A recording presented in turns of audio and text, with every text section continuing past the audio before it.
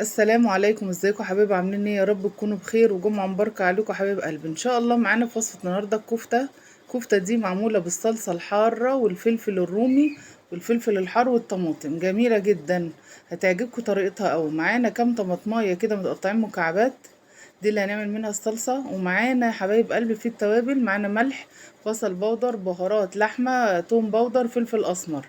ومعانا توم مدقوق كده او مهروس، ومعانا ميه البصل، ومعانا طبعا الكفته اللي قدامكم دي عجينه الكفته العاديه خالص اللي بنعملها، بس ده ربع كيلو. وضايفه عليه كوبايه فول صويا، وضربتهم في الكبه وحطيت عليهم بهارات لحمه وبصل وتوم بودر وفلفل اسمر ومكعبين مرق دجاج او ملح، وعجنتهم كويس وصبعتهم زي ما انتم شايفين كده، يعني عجينه الكفته العاديه اللي انتم بتعملوها. فانا اختصارا للوقت عملتها. تمام. نزلنا كده في بطاسة على النار او صينية او ايا كان الحاجة اللي هتعملوا فيها، بشوية زيت او سمنة على حسب ما انتوا عاوزين. وهننزل الاول بالكفتة زي ما حضراتكم شايفين كده. والله يا جماعة طعمها خطيرة، تدعولي عليها بجد بجد. الله يبارك له اللي اخترع الوصفة دي، من جمالها وحلاوتها يعني. الواحد كل ما بيشوف وصفات ويعملها بيقول احنا كنا فين، يعني من جمال الوصفات دي، ولا كانت فين الوصفات دي؟ فاهمني؟ فبجد بجد خطيرة جدا جدا. واعملوا الكفتة بالطريقة دي، يا تحطوا كوباية فول صويا منقوعة في شوية مية سخنين، وبعد ما يطرى تصفوهم حلو قوي وتنزلوهم على ربع الكفتة اللحمة. يا اما كوباية برغل، يا برغل يا فول صويا، إيه اللي يريحكم نزلوه عشان يزود لكم الكمية. تمام. تمام. وهتحطوا بقى التوابل بتاعتكم اللي انتوا حابينها، وتعجنوها كويس قوي وتصبعوها زي ما انتوا شايفين كده. انا صراحة كنت حاطة كوباية فول صويا، سبتها في طبق فيه شوية مية سخنين كده حبة كده، لانه بينفش على طول كوباية واحدة. وبعد كده رحت نازلة بيهم كلهم في الكبة، وما شاء الله هتتماسك دلوقتي وهتشوفوا كفتة جميلة جدا ومتماسكة وفي منتهى الجمال. فاهمني؟ وصبعتها صوابع صغيرة كده زي ما انتوا شايفين، وما شاء الله اللهم بارك، حطيت لك عملت لك الكمية دي. وطبعا كنت حاطه لها سنة بيكنج باودر برضو عشان تديها هشاشة ونفشان زي ما انتوا شايفين كده. طبعا نسيت اقول لكم. تمام.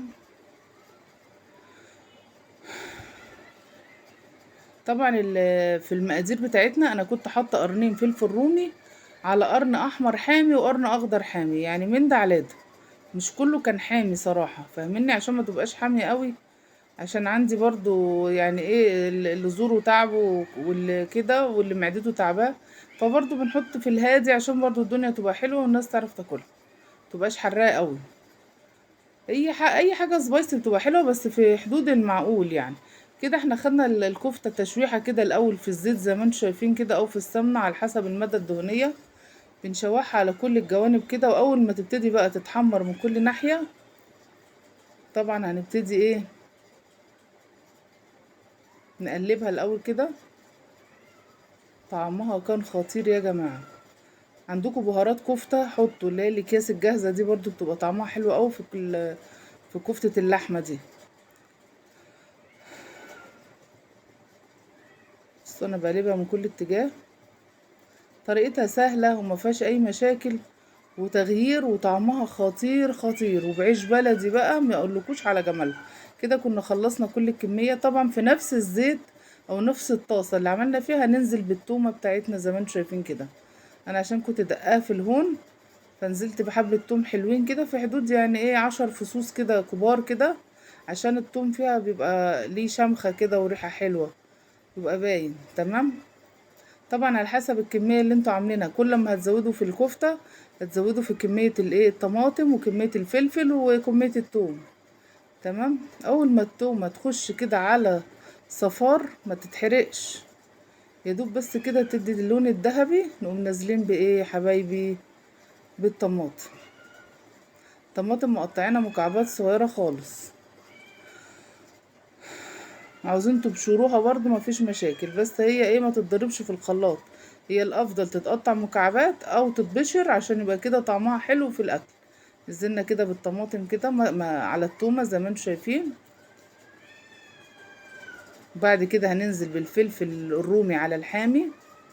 وبعد كده هننزل بالتوابل بتاعتنا اللي احنا قلنا لكم عليها، نفس التوابل اللي حطيناها في الكفتة. معانا بهارات الكفتة، وكده يعني عشان تدي نفس التست ونفس الطعم بتاع الكفتة يبقى في الصلصة برضو.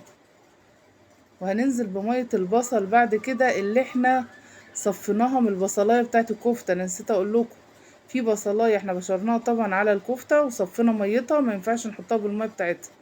المية بتاعتها بقى ايه زودناها على الصلصة اللي احنا عاملينها دي، عشان ايه تعرف تتسبك كده وتبقى حلوة كده وفيها ايه صوص كده نعرف نقلب في الكفتة. ونزلنا بالتوابل بتاعتنا فلفل اسمر، بصل بودر، توم بودر، بهارات لحمة، شوية ملح صغيرين. ما تكتروش الملح عشان كده كده الكفتة متحيقة ومتظبطة تمام. كده نزلنا بشوية مية البصل ما اللي احنا طلعنا بيها وزودناها شوية مية صغيرين، ونسيبها بقى تتسبك كده شوية. واول ما تخش هي على تسبيكة ما نسيبهاش تنشف قوي، هنقوم نازلين بالكفتة بتاعتنا حبايب قلبي.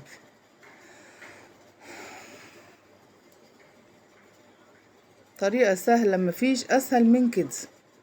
وشوفت اللهم بارك الربع كيلو راملنا كمية حلوة ازاي، والله يا جماعة ده ربع كيلو وعليه كوباية فول صويا زي ما قلتلكوا، او تحطوا كوباية برغل اللي تحبوه. يا كوباية برغل برضو هتنقعوها قبلها ب10 دقايق كده لان البرغل بياخد وقت شوية في النقع. والفول الصويا برضو بياخد حبة بس بيخلص بسرعة يعني بينفش بسرعة. هنقلبها تقلبتين كده مع الصلصة ونسيبها تغلي غلوتين وبعد كده خلاص بنقفل عليها. يا دوب بس تاخد من طعم الصلصة والكفتة تاخد من طعمها وخلاص بتكون ايه خلصت على كده. تعملوا بقى جنبها رز ابيض، انا صراحة غمسناها بعيش بلدي خطيرة يا جماعة تاكلوا منها يعني ايه. حضروا كده كل واحد جنبه 10 20 رغيف كده من جمالها. هتاكلوا يعني من جمالها خطيرة. هي بالعيش البلدي تحفة. انا معرفش بقى طعمها ايه مع المكرونة وطعمها ايه مع الرز، يعني انا بفضل العيش. وده كان الشكل النهائي ليها. وما تنسونيش بقى في اشتراك وشير ولايك للقناة لو الفيديو عجبكم حبايبي قلبي وفاتكم. والسلام عليكم ورحمة الله وبركاته.